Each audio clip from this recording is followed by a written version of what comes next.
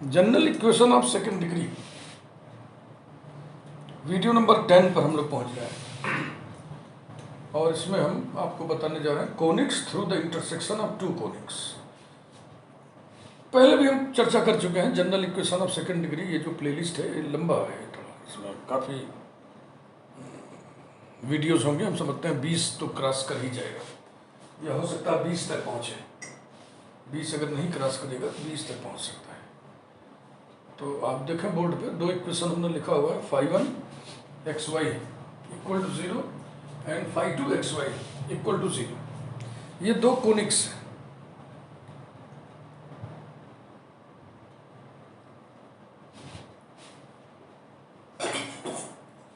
Figure देखो हमने बना रखा है, ब्लू कलर से दिखा हुआ है, तो ब्लू कलर से ये कोनिक्स है। एक है φ1 इक्वल टू 0, एक है φ2 इक्वल टू 0। दोनों कोनिक ने एक दूसरे को पॉइंट पे काटा। अब इस पॉइंट से सोचो कितने कर्व होके जा सकते हैं, कितने कोनिक होके जा सकते हैं। बहुत सारे ना, बहुत सारे कोनिक्स होकर के जा सकते हैं। अब कोनिक्स बोले तो straight line, parabola, circle, ellipse, hyperbola, rectangular hyperbola, etc. लेकिन इनमें जैसे इलिप्स ही है तो कोई एक ही प्रकार का इलिप्स थोड़ी होता है। इलिप्स के हम डेटा चेंज कर दे तो उसका शेप एंड साइज चेंज हो जाएगा। खैर बहुत सारे जाएंगे तो हमने देखो 3 बना रखा है। एक ब्लैक कलर से बना रखा है, एक रेड कलर से बना रखा है, ग्रीन कलर से बना रखा है। ओके, तो अब जैसे चलो ग्रीन वाला ही ले लो, या रेड वाला ही ले लो, या अब चलो ब्लैक वाला ही ले लो। ये सब के सब कोनिक्स हैं, इसी पॉइंट ऑफ इंटरसेक्शन से होके जाने वाले। तो अगर हम पॉइंट ऑफ इंटरसेक्शन को मान लें, कुछ x1 y1 मान लें, तो वो इस दोनों इक्वेशंस को सेटिस्फाई करेगा ना। इसको भी सेटिस्फाई करेगा, इस पर भी सेटिस्फाई करेगा। यानी कि φ1 of x1 y1 will be 0, φ2 of x1 y1 also will be 0। φ1 of x1 y1 0, φ2 of x1 y1 0। तो φ1 of x1 y1 plus lambda φ2 of x1 y1 ये भी 0 होगा। यानी x1 y1 इस इक्वेशन पर भी होगा।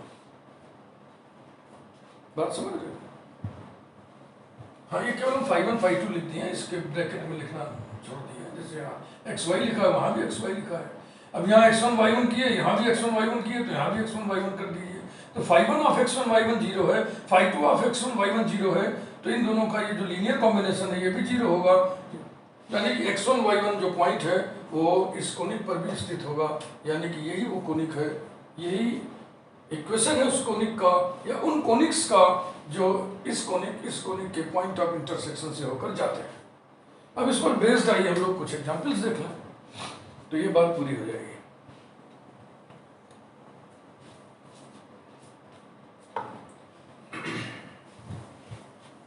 General equation of second degree फिर से एक बार मैं आपसे बता दे रहा हूं कि जिस क्रम में आपकी बुक में लिखा हुआ है उसी क्रम से मैं पढ़ा रहा हूं। ऐसी बात हो सकता है ना हो, तो अब फिर आप पता नहीं किस बुक से पढ़ रहे हो, और हम तो किसी बुक से ही नहीं पढ़ा रहे। हम तो जो पढ़ा रहे हैं वही समझ लो वही बुक है, जो हम लिख दे रहे हैं वही बुक है। बुक का मतलब क्या होता है? परिभाषाओं को, तथ्यों को, अवधारणाओं को, उदाहरणों को और अभ्यास के लिए प्रश्नों को सिस्टमेटिक तरीके से लिखना। और ये लिखने का काम जो है सबका अलग अलग किस्म से होता है। इसीलिए दो ऑथर्स की जो बुक्स होती हैं वो थोड़ी डिफरेंट होती हैं। और डिफरेंट किस चीज़ में होगी? भाषा और शैली में बस। बाकी मैथमेटिक्स में कोई आप फैक्ट तो चेंज कर नहीं सकते। तो आपको लग रहा होगा कि ये चीज़ सर क्यों पढ़ा रहे हैं बुक में, इस क्रम में ये चीज़ नहीं दी गई है, तो आप चुपचाप पढ़ो। आप पढ़ो, हम पढ़ा रहे हैं, आप पढ़ो, वो आपके काम आएगा। इस प्लेलिस्ट में बहुत सी ऐसी चीज़ें आप पढ़ लेंगे जो ट्रेसिंग ऑफ कोनिक्स प्लेलिस्ट में भी पढ़ेंगे, वहाँ भी सब काम आएगा।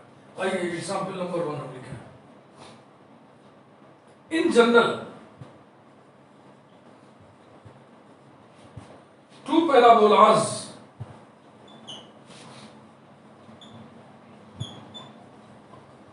and one rectangular hyperbola can be drawn. One rectangular hyperbola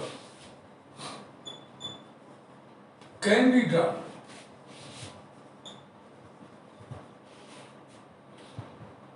through the intersection of two conics.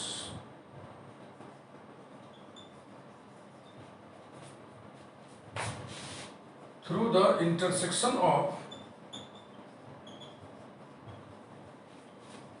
two conics.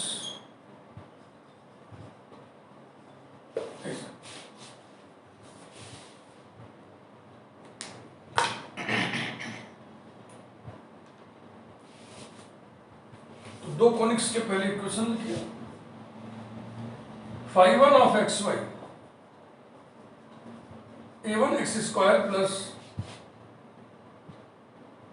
2h1 xy plus b1 y square plus 2g1 x plus 2f1 y equal plus c1 equals to 0. Number नहीं डाले क्योंकि यहाँ notation ये लगा का number डाला. And phi2 of xy a2 x square plus 2h2 xy plus b2 y square plus 2g2 x plus 2f2 y plus c2 equal to 0. इनके intersection से होकर जाने वाले कोनिक्स का इक्वेशन लिखो. कोनिक्स का इक्वेशन एक ही है लेकिन वो कई कोनिक्स को रिप्रेजेंट कर रहा है. Equation of conics through the intersection of through the point of intersection of लिखना चाहिए लेकिन लिख देते हैं through the intersection of, क्योंकि स्टूडेंट सभी लोग जानते हैं कि दो कोनिक्स एक दूसरे को पॉइंट पे कट करेंगे. Equation of conics through the intersection of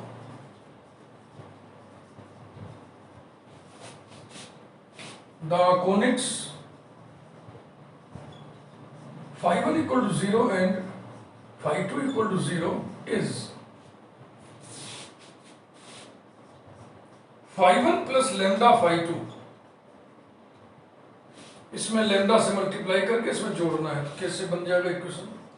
a1 plus lambda a2 into x square plus 2 h1 plus lambda h2 into xy plus b1 plus lambda b2 into y square plus 2 g1 plus lambda g2 into x plus 2 f1 plus lambda f2 into y plus c1 plus lambda c2 equals to 0. Number करते हैं इसको.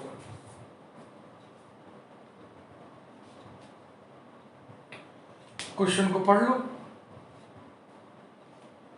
उसका अर्थ ये है, ये जो equation है ये दो पैराबोलास को रिप्रेजेंट करेगा.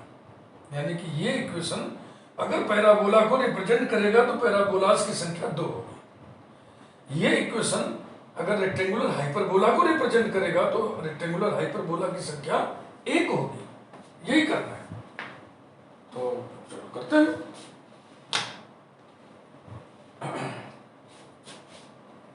Number 1, if phi1 plus lambda phi2 equal to 0 represents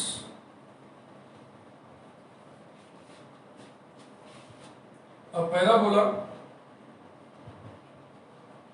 then parabola में कंडीशन याद है ना, h square equal to a b. H square यहाँ पे हो जाएगा h1 plus lambda h2 whole square equals to a b, माने a1 plus lambda a2 into b1 plus lambda b2. ये तो आप बताइए, इसको एक्सपेंड कर दो, इनका आपस में मल्टीप्लीकेशन कर दो, तो लेमडा में 2 डिग्री इक्वेशन बनेगा कि नहीं? हम कुछ करने नहीं जा रहे, सिंप्लीफिकेशन ऐसे ही अंदाजा मारो ना. It is 2 degree equation in lambda और not? Yes, it is 2 degree equation in lambda, giving 2 values of lambda, giving 2 values of lambda. तो लेमडा के 2 मान इसमें रखोगे तो कितने इक्वेशन आपको मिलेंगे? 2 इक्वेशन. किसके? पैराबोला के. पैराबोला की शर्त आप ढीला कर रहे हो ना. It is इक्वेशन लिखो चाहे क्वाड्रेटिक इक्वेशन लिखो, it is 2 degree equation in lambda comma giving 2 values of lambda, giving 2 values of lambda, hence comma if equation 1 represents parabola, then number of parabolas will be 2. ये था। Inter में आप hyperbola सब चीज पढ़े हुए हैं जी, बस आपको याद दिलाते चल रहे। ये हाइपरबोला होता है, इसमें b बराबर a रख दें तो ये रेक्टेंगुलर हाइपरबोला हो गया। इस a स्क्वायर को यहाँ कर दो, x square minus y square equal to a square या minus a square equal to 0। तो इसमें देखें आप, coefficient of x square plus coefficient of y square is equal to 1 plus minus 1 is equal to 0। यही condition होता है। 2 degree equation rectangular hyperbola को represent करे, इसके लिए शर्त यही होता है, coefficient of x square plus coefficient of y square equal to 0। आइए एग्जाम्पल 2 देखें।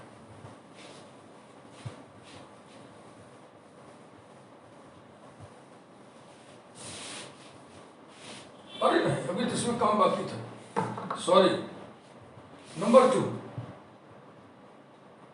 If phi1 plus lambda phi2 equal to 0 represents a rectangular hyperbola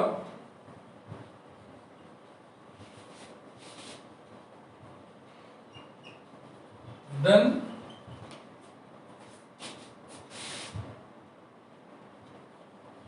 coefficient of x square plus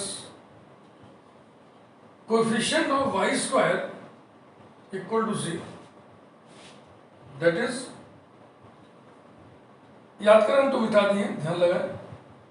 क्या था, a1 plus lambda a2 into x square था, ये coefficient हो गया, plus b1 plus lambda b2 equal to 0। गौर से देखिए, क्या ये लैम्डा में 1 डिग्री इक्वेशन दिख रहा है आपको? तो अगर लैम्डा में 1 डिग्री इक्वेशन है तो लैम्डा की कितनी वैल्यू देगा? ये एक वैल्यू देगा, लैम्डा की सिर्फ एक वैल्यू देगा।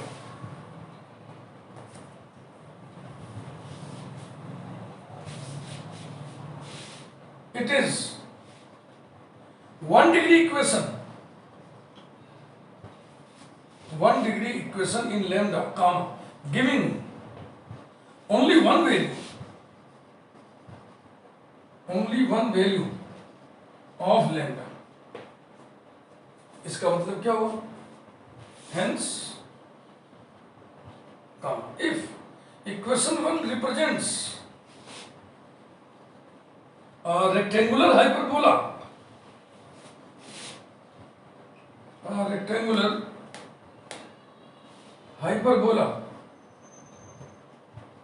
then the number of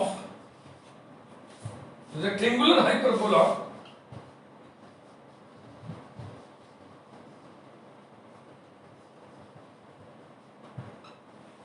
will be 1। ये इस तरीके से जो क्वेश्चन था उसका सॉल्यूशन होगा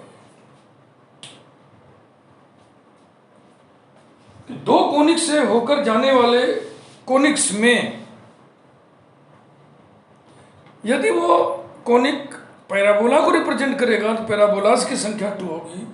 यदि वो कोनिक हाइपरबोला रेक्टेंगुलर हाइपरबोला को रिप्रेजेंट करेगा तो उसकी संख्या 1 होगी। Now let us C example 2।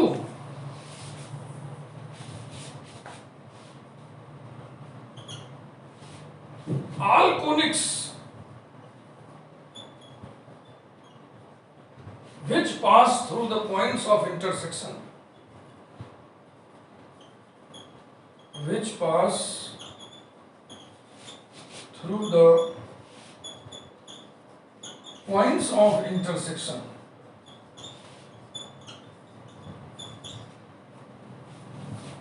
of two rectangular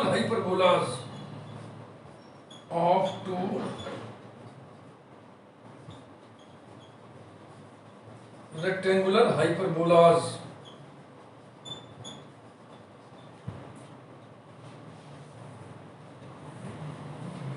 are themselves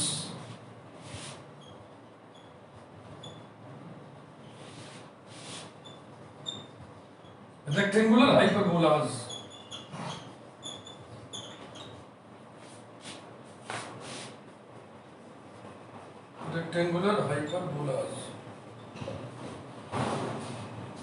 ध्यान से पढ़िए।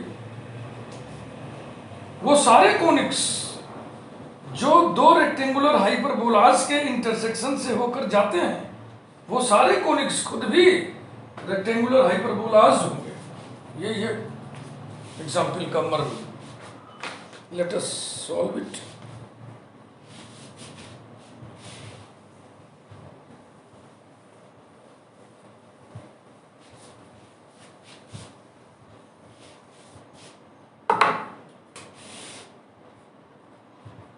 phi 1 of xy a1 x square plus 2 h1 xy plus b1 y square plus 2 g1 x plus 2 f1 y plus c1 equal to 0 if it represents a rectangular hyperbola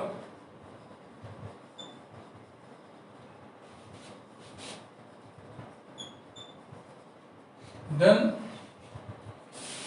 coefficient of x square plus coefficient of y square equal to 0.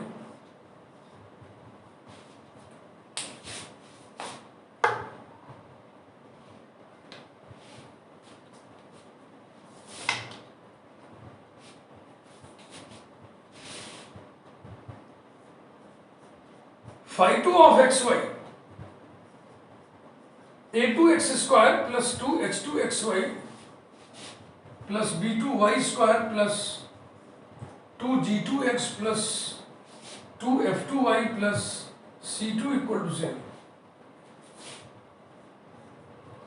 If it represents a rectangular hyperbola,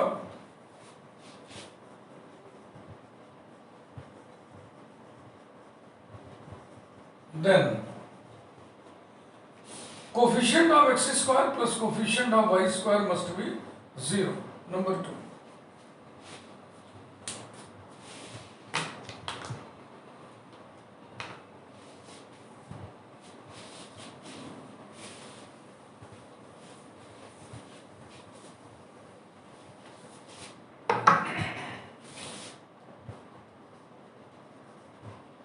Equation of conics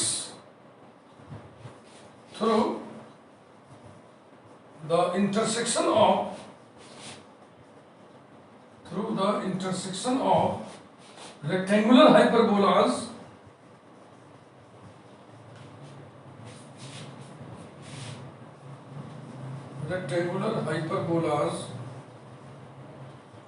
phi 1 of xy equal to 0 and phi 2 of xy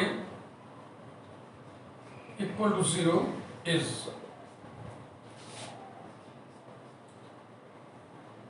phi 1 plus lambda phi 2 equals to 0. phi 1 plus lambda phi 2 माने हाँ, इसमें lambda से multiply करके इसमें column wise जोड़िए। a1 plus lambda a2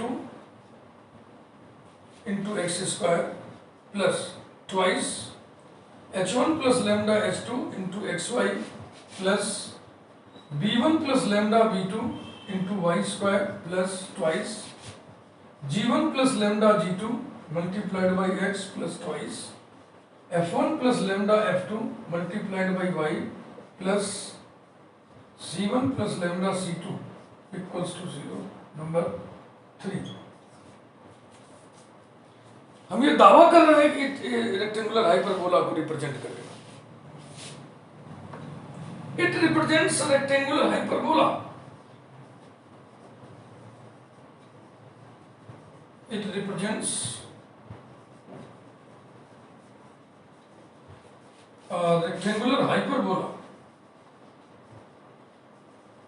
because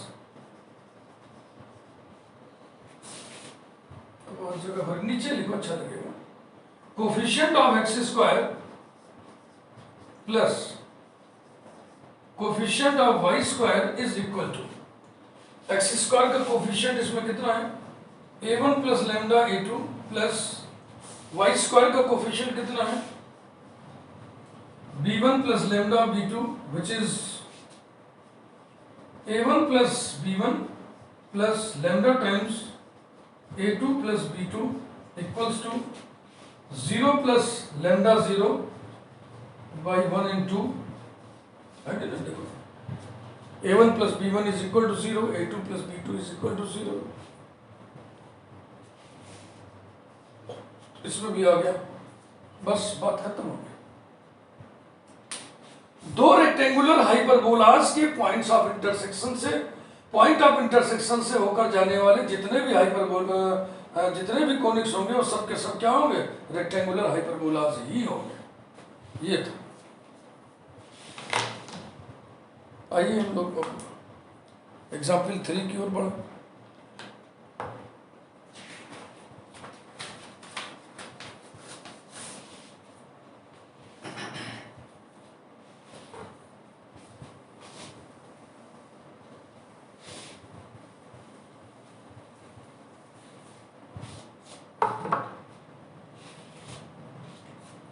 Example 3. To find the locus of the centers, to find the locus of the centers of the conics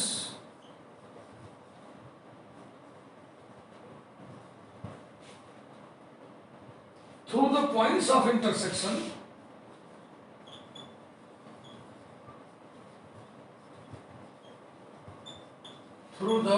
of intersection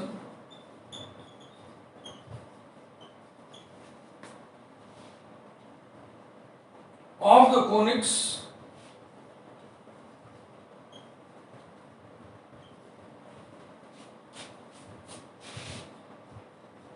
phi 1 of xy equal to 0 and phi 2 of xy equal to 0.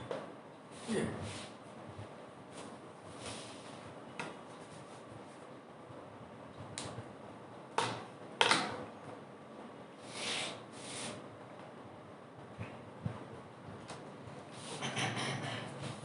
समझ गए ना? दो conics हैं, इनके points of intersection से होकर जाने वाले कोनिक्स के सेंटर्स का लोकस निकलता है।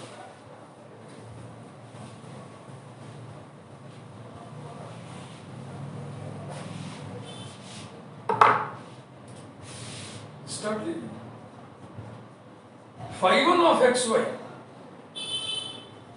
a1 x square plus 2 h1 xy plus b1 y square plus 2 g1 x plus 2 f1 y plus c1 equal to 0 and phi 2 of xy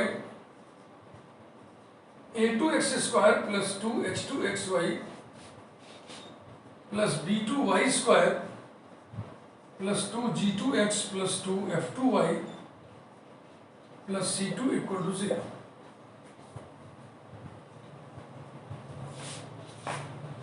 Equation of conic through the intersection of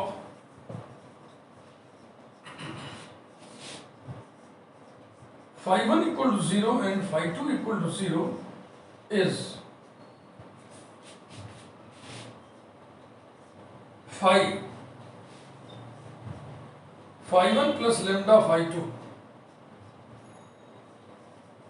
a1 plus lambda a2 into x square plus twice h1 plus lambda h2 xy plus b1 plus lambda b2 y square plus twice g1 plus lambda g2 into x plus twice f1 plus lambda f2 into y plus C1 plus lambda C2 equals to 0, number डालने की कोई जरूरत नहीं, सब पे notation डालते चल रहा है। ये होगा ना phi1 plus lambda phi2 equal to 0। phi1 plus lambda phi2 equal to 0 को हमने डिनोट कर दिया phi इक्वल टू 0 से। phi इक्वल टू 0 से, नहीं phi हो गया ये पूरा लेफ्ट हैंड साइड वाला एक्सप्रेशन। अब इन कोनिक्स के सेंटर्स का हमें लोकस निकालना है।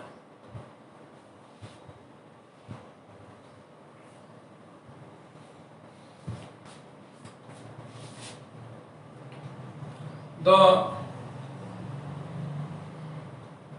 coordinates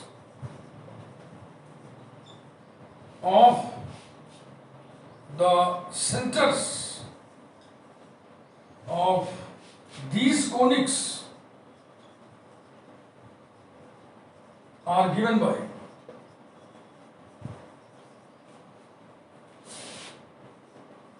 del phi upon del x equal to 0, del phi upon del y equals to 0. That is del phi upon del x निकालिए। पार्शियल डेरिवेटिव है, आपको पता है ना, पार्शियली डिफरेंशिएट जब करेंगे x के रेस्पेक्ट में तो y को कांस्टेंट समझेंगे, y के रेस्पेक्ट में जब करेंगे तो x को कांस्टेंट समझेंगे। तो आइए del phi upon del x पहले निकालें। 2 into a1 plus lambda a2 into x plus 2 into h1 plus lambda h2 into x y का डेरिवेटिव x के रेस्पेक्ट में y हो गया, इसमें 0 हो गया, इसमें 2 into g1 plus lambda g2, बस आगे सब 0 इक्वल्स टू 0। एंड अब y के रेस्पेक्ट में करो तो इसका डेरिवेटिव 0, इसमें आएगा x, यानी कि 2 into h1 plus lambda h2 into x plus इसमें 2 into b1 plus lambda b2 into y plus इसका डेरिवेटिव 0 क्योंकि x कांस्टेंट है, ये कांस्टेंट है, इसमें आएगा बस। तो plus twice f1 plus lambda f2 equals to 0। तो 2 उड़ा दीजिए इसमें भी, 2 उड़ा दीजिए इसमें भी, झटके में फिर चल गया।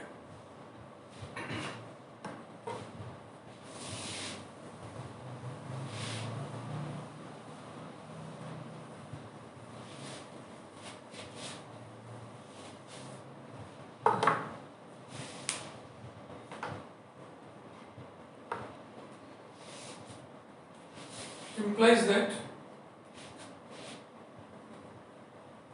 a1 plus lambda a2 multiplied by x plus h1 plus lambda h2 multiplied by y plus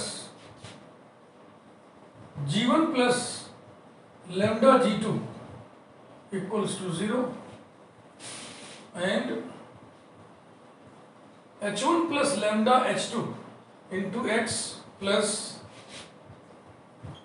b1 plus lambda b2 into y plus f1 plus lambda f2 equals to 0। अब मेरी बातों को आप ध्यान से सुनिए।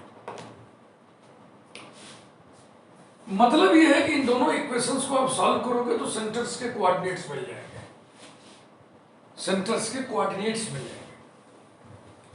माना कि सेंटर के कोऑर्डिनेट्स x1 y1 है, इसका मतलब x1 y1 सॉल्यूशन है इन दोनों इक्वेशंस का, इसलिए इन दोनों को सेटिस्फाई करेगा, है ना। Let x1 y1 be the centre या सेंटर्स जो भी कहो, बी द सेंटर, देन संतुष्ट करेंगे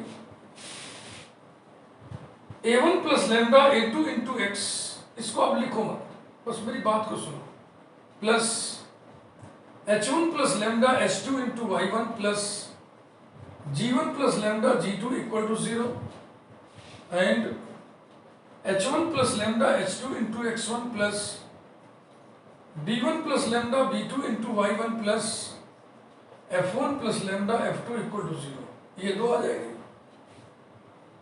आपको इसका लोकस निकालना है, इसलिए इन दोनों के बीच में कुछ ऐसा करिए कि x1 y1 कनेक्ट हो जाए, एक एक्सप्रेशन आ जाए x1 y1 में, और बस x1 की जगह x, y1 की जगह y उसमें रख देंगे, वही लोकस हो जाएगा। अब इन दोनों को कनेक्ट करना है, तो जाहिर सी बात है लैम्डा इसमें भी है, लैम्डा इसमें भी है, लैम्डा के माध्यम से ये कनेक्ट हो जाएगा। लैम्डा के माध्यम, लैम्डा को एलिमिनेट करने से ये दोनों कनेक्ट होंगे। फिर आप अंततोगत्वा क्या करोगे, x1 की जगह x, y1 की जगह y रख दोगे। तो क्यों न हम इन दोनों के बीच में लैम्डा को एलिमिनेट कर दें। x1 की जगह x, y1 की जगह y ऑलरेडी लिखा ही हुआ है। समझिए, डायरेक्ट हम इसलिए नहीं किए कि पूरा कंसेप्ट आपको क्लियर करना है, फिर हम वर्कआउट करें, समझ रहे हैं ना। हम इन दोनों के बीच में लैम्डा को एलिमिनेट कर दें तो हमें लोकस मिल जाएगा। और वैसे क्या करना होगा, पहले इन दोनों के बीच में हम लैम्डा को एलिमिनेट करेंगे, फिर x1 की जगह x, y1 की जगह y कर देंगे।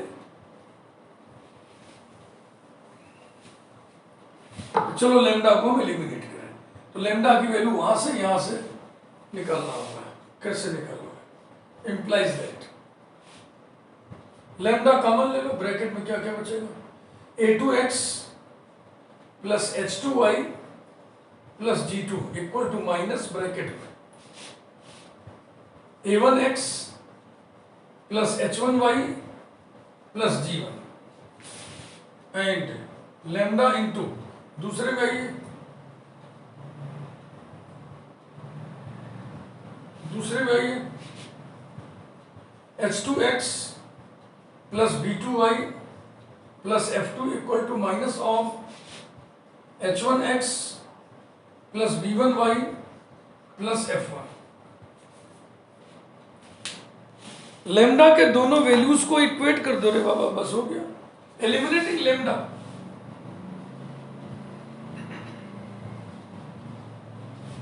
एलिमिनेटिंग लैम्डा भी है।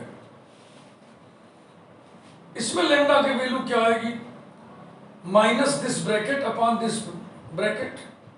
इसमें लैम्डा की वैल्यू क्या आएगी, minus this bracket upon this bracket. दोनों को बराबर लिखना है तो माइनस माइनस कैंसिल हो जाएगा, तो सीधा सीधा हम लिखना है a1x plus h1y plus g1 upon a2x plus h2y plus g2 is equal to h1x plus b1y plus f1 upon h2x plus b2y plus f2। यही है रिक्वायर्ड लोकस। आंसर हमने लिखा हुआ है, जरा मिला लें, हालांकि सही होगा, इसमें ऐसा क्या है कि जो शंका किया जाए। हाँ, जो मैंने आंसर नोट किया हुआ है उसमें ये चीज यहाँ है, ये चीज यहाँ है, तो चाहे आप ऐसे लिखे चाहे वैसे लिख दीजिए। चलो हम उसे लिख दे रहे हैं, दैट इज, तो उससे क्या होगा, ये 1 सफिक्स वाले एक साइड में हो जाएंगे, 2 सफिक्स वाले एक साइड में। गलत कुछ नहीं, सही भी सही है, जो मैं लिखने जा रहा हूँ वो भी सही है। a1x plus h1y plus g1 upon h1x plus b1y plus f1 equals to a2x plus h2y plus g2 upon h2x plus b2y plus f2, which is the required locus, which is the required locus। ये video को like करिए, channel यदि आपने अभी तक subscribe ना किया हो तो सब्सक्राइब जरूर कर दें। ये आपसे बार बार कहा जाता है कि अगर आपको इस चैनल से मतलब रखना है तो चैनल को सब्सक्राइब कर दीजिए। अगले वीडियो में हम शुरू करेंगे general equation of conic with centre as origin, ठीक है ना, विथ सेंटर एज ओरिजिन, यानी सेंटर को हमें ओरिजिन मान लेना है। तो ये काम बहुत कठिन नहीं है, हम सेंटर पे ओरिजिन को शिफ्ट कर देंगे, जनरल इक्वेशन चेंज हो जाएगा। उसमें और भी बहुत सारे तामझाम आपको पढ़ने, सेंट्रल कोनिक की बात होगी ना, सेंटर की बात कर रहे हो तो सेंट्रल कोनिक के जनरल इक्वेशन को निकालने के बाद फिर हम लोग कुछ डेटा और डिराइव करेंगे, जैसे लेंथ्स ऑफ एक्सीज हो गया, है ना, और फोसाई के कोऑर्डिनेट्स हो गए, वर्टिसेस हो गए, एसेंट्रिसिटी हो गई, ये सब डेटा निकालेंगे। तो ये आपको बहुत समझाना पड़ेगा सब थियरी वगैरह। तो आगे तैयार रहिएगा, अगला वीडियो शुरू होगा। General equation of central conic with centre as origin. Thank you very much.